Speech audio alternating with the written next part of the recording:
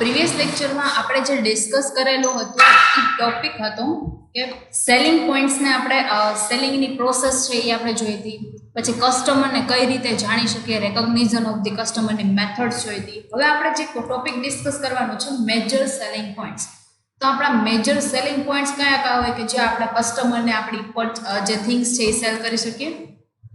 તો એના માટે જે સેલિંગ પોઈન્ટ્સ છે આપણને આપેલા છે કે કયા કયા એવા પોઈન્ટ્સને ધ્યાનમાં રાખીને આપણું સેલિંગ છે એ વધારે કરી શકીએ. Appearance of the shape, utility to different senses, product utility, price, special qualities of goods, spare part and object of services, the pure quality of the goods, origin, trademark, manufacturers name, region specializations and the credit sales. તો આ જે 12 points છે કે જે આપણા major selling points છે, જો હવે આપણે એમને ડિટેલમાં જોવાના છે. વન બાય વન આપણે એમને ડિટેલ ડિસ્કસ કરીએ.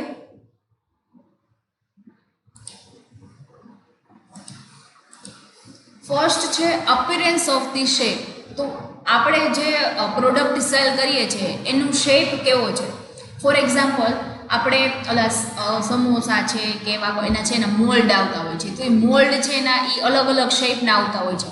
અથવા તો તમે આપણે સાબુનું એક્ઝામ્પલ લઈએ, બરાબર. તો એ શોપ છે, એ શોપમાં તમે જોતા હોય તો ઘણા બધા એવા બાથિંગ શોપ છે કે જે અલગ અલગ શેપના આવતા હોય છે. રાઉન્ડ શેપ છે, પછી ચોરસ ને ત્રિકોણ, અલગ અલગ શેપના છે એ આવતા હોય છે. તો બેબી માટેનો શોપ હોય તો એ જે શોપનું પેકેટ છે એ પેકેટની ઉપર જે ડ્રોઈંગ હોય અથવા તો જે પેઇન્ટ હોય એ બેબી રિલેટેડ હોય. પછી જે એજ વાઇઝ જે શોપ આવતા હોય છે એના ઉપર જે પેઇન્ટ હોય એ ટાઈપનું હોય છે, બરાબર. તો આ રીતે જે આપણા જે થિંગ્સ છે એનો શેપ છે, એનો દેખાવ કેવો છે એ આપણો એક સેલિંગ પોઈન્ટ હોઈ શકે કે બની શકે. તો કોઈ આપણા થિંગ્સના શેપથી અટ્રેક્ટ થઈને વસ્તુ પરચેસ કરી લે. Appearance includes the colour, size, design, packing, perfume. It's for example, Terraline cloth of Gwalior sell more because of its attractive color and looks. તો જે ટેરેલિન ક્લોથ્સ આવે છે જે ગ્વાલિયરની અંદર ગ્વાલિયરથી પ્રોડક્શન એનું પ્રોડ્યુસ થાય છે.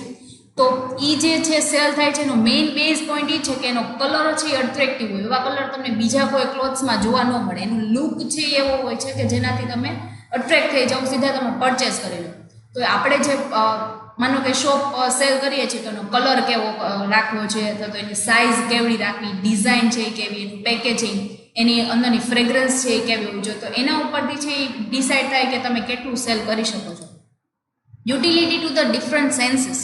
તો ડિફરન્ટ સેન્સીસની યુટિલિટી છે એ તમારે જોવાની છે. તો એની અંદર શું ઇન્ક્લુડ થાય, તો એની અંદર અલગ અલગ પોઈન્ટ્સ છે જે આપણે ડિસ્કસ કરવાના છે. ફર્સ્ટ જે ડિફરન્ટ સેન્સ છે એની ફર્સ્ટ જે છે એ ટેસ્ટ.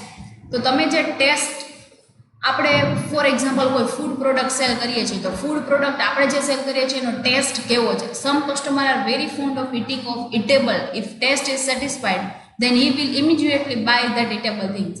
તો તમે કેક સેલ કરો છો, બરાબર છે. તો મોન્જનીસનો તમારો મોન્જનીસ છે એ તમારી કંપની છે. હવે એનું તમે સેલ કરો છો તો કસ્ટમરને તમારો ટેસ્ટ છે, તમારી કેકનો ટેસ્ટ ખૂબ જ વધારે ગમે છે, બરાબર, એને ભાવે છે એ ટેસ્ટ. તો એ તરત જ ઇમિડિયેટલી તમે જેટલી પ્રાઇસ રાખી લેશે એ પે કરીને વસ્તુ પરચેસ કરી લેશે, બરાબર. તો એક ટેસ્ટ છે એની એ પણ તમારો એક મેજર સેલિંગ પોઈન્ટ ગણી શકાય. Smell. Some customers have weaknesses for perfumes. Smell for selling shop, oil, scan perfumes. તો તમે જે પરફ્યુમ પરચેસ કરો છો તો અમુક પરફ્યુમ એવા હોય કે જેની તમને સ્મેલ ખૂબ જ ગમે, તો એ સ્મેલને કારણે તમે એને પરચેસ કરતા હો છો. Noise. For selling tape recorders, TV, gramophones, radio, musical instrument. This selling point is important. તો તમે કોઈ ઇલેક્ટ્રોનિક ડિવાઇસ પરચેસ કરો છો કે જે સાઉન્ડ રિલેટેડ છે, તો તમે હેન્ડ્સ-ફ્રી પરચેસ કરો, હેડફોન પરચેસ કરો, તો એ હેડફોનની એની અંદર છે કે એની અંદર તમને છે એ વધારેમાં વધારે વસ્તુ તમે એટલે પરચેસ કરતા હો છો કારણ કે એની અંદર બેઝ એવો આવે છે, સાઉન્ડ એવો આવે છે. તો એ સાઉન્ડને કારણે તમે એ વસ્તુ છે એ પરચેસ કરતા હો છો. Utility to the different senses. Different senses કઈ રીતે તમે એને કહી શકો. The touch. The some customers get pleasure by soft touch for selling Dunlop, pillow, cushions, Kashmiri શોલ્સ.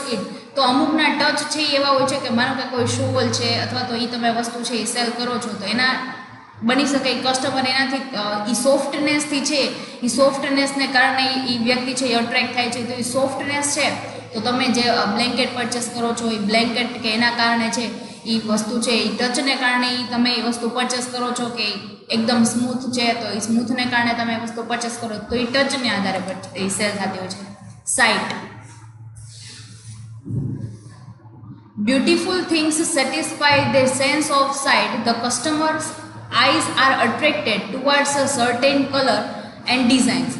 By presenting it immediately, sales can be done.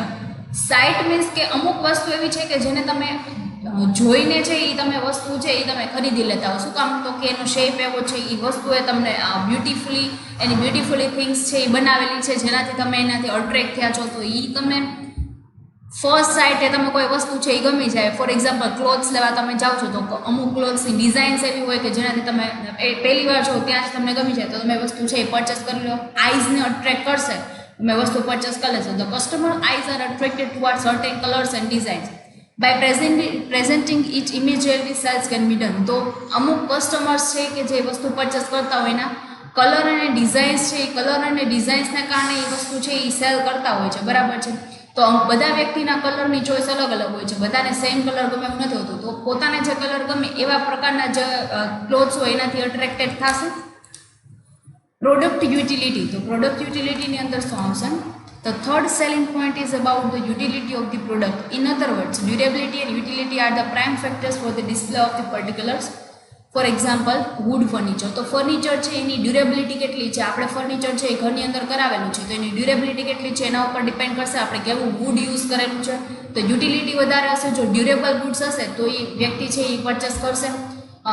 Furniture છે અથવા તો કોઈ આપણે એવા શોપીસ પરચેસ કરેલા છે તો એની ડ્યુરેબિલિટી છે એ મેન્ટેન કઈ રીતે કરી શકાય? તો કે એની ડ્યુરેબિલિટી આપણે રિવ્યૂથી કરી શકાય. એમને પૂછી લઈએ આપણે કે આ વુડ ફર્નિચરમાં છે જે અલગ અલગ પ્રોબ્લેમ્સ આવતા હોય છે એ નહીં આવે અથવા તો ભેજ લાગી જવું, આવા બધા પ્રોબ્લેમ્સ છે એનાથી દૂર રાખવા માટે આપણે એ પ્રકારનું વુડ છે યુઝ કરીએ તો એ લાંબા ટાઈમ સુધી ચાલી શકે.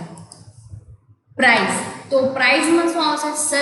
Salesman coating minimum reasonable competitive and fair price of the product. Four example discount allowed, gift, coupon, presentation, it's are the importance of selling points under the title of the price. તો salesman છે એને જે પ્રકારની વસ્તુ જેવી standard ક્વોલિટીની વસ્તુ provide કરે છે એના બદલામાં એની પ્રાઇસ કેટલી છે. જો પ્રાઇસ વધારે હશે, પ્રાઇસ જો પ્રોપર પ્રાઇસ હશે, હવે ફોર એક્ઝામ્પલ તમે કોઈ કેક પરચેસ કરવા જાઓ છો અને તમને 300 રૂપિયામાં એ વસ્તુ છે એ બહુ સારી એવી મળી જાય છે. બરાબર છે. તો તમે એ જ વસ્તુ પરચેસ કરશો. આ રીતે તમારે કોમ્પિટિટિવ એની સાથે બીજા કેટલા બધા લોકો છે જે કેક શોપ છે એ ચલાવે છે, બટ તમને છે એ મોન્જનીસની કેક પરચેસ કરવી છે અને સ્ટાન્ડર્ડ ક્વોલિટીની એ વસ્તુ છે એ તમને સારી એવી પ્રાઇસે સારી ક્વોન્ટિટીમાં મળી જાય છે તો તમે એ જ વસ્તુ પરચેસ કરશો.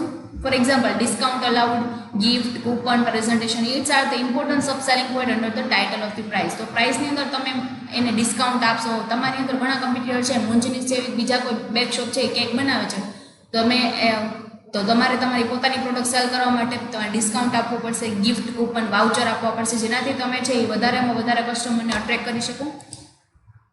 Special qualities of the goods. તો ગુડ્સની સ્પેશિયલ ક્વોલિટીઝ કઈ કઈ છે કે જે ગુડ્સ આપણે સેલ કરવા માટે ખૂબ જ જરૂરી હોય એવી સ્પેશિયલ ક્વોલિટીઝ કઈ છે? તો એ સ્પેશિયલ ક્વોલિટીઝને આપણે લર્ન કરીએ કે તમે વસ્તુ જે પરચેસ કરો છો અથવા તો એમાં તમે કઈ સ્પેશિયલ ક્વોલિટી જોઈને પરચેસ કરશો. તો એ બધા પોઈન્ટ્સ છે સેલર્સે કન્સિડર કરવા પડે કે આપણા કયા એવા સ્પેશિયલ ક્વોલિટીથી એ પરચેસ કરશે કસ્ટમર.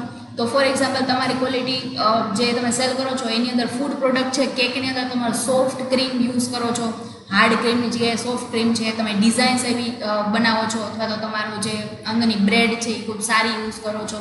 તો આ પ્રમાણે તમારી એવી સ્પેશિયલ ક્વોલિટી છે તો જેના કારણે તમે કસ્ટમરને અટ્રેક્ટ કરી શકો. In all the circumstances the usefulness of the things less depreciation it's. તો તમે જે તમારી થિંગ્સ છે એની અંદર તમે ડેપ્રિશિએશન લેસ કરી દો. બરાબર છે. તો એ ડેપ્રિશિએશન તમે કોઈ ઇક્વિપમેન્ટ પરચેસ કર્યું છે તો એની યુઝફુલનેસ છે તો તમે ફોર એક્ઝામ્પલ તમે જે પ્લાન્ટ પરચેસ કરેલો છે એની 15 યર્સ છે એની યુઝફુલ લાઈફ છે 15 યર્સ છે તો તમે 1 by 1 યર એન્ડ થશે એટલે તમે એમાંથી ડેપ્રિશિએશન છે એ માઇનસ કરશો. Such selling point also become effective. For example jeep. તો જીપ છે એમાં તમે એમ જ કરશો કે તમે 1 by 1 જે યર છે એ જેમ પાસ થતા જશે એમ તમારે ડેપ્રિશિએશન છે એ તમે લેસ કરતા જશો, જેનાથી કેરિંગ અમાઉન્ટ છે એની એ છે કેરિંગ અમાઉન્ટ ઓછી થતી જશે. The salesman can tail that anything of rough load the jeep can run and then also depreciation is less. તો સ્પેશિયલ ક્વોલિટી વાળી થિંગ્સ છે તો એ પણ લાંબા ટાઈમ સુધીની હોય પણ બટ એમાં યર બાય યર તમે જેટલી યુઝ કરશો, જો રફ એન્ડ ટફ યુઝ કરશો તો તમે લાંબો ટાઈમ નહીં ચાલી શકો, અધરવાઇઝ એ ચાલી શકશે. Spare part and object of services, તો તમારે ટાઈમ ટુ ટાઈમ એને છે રિપેર મેન્ટેનન્સ કરવું પડશે.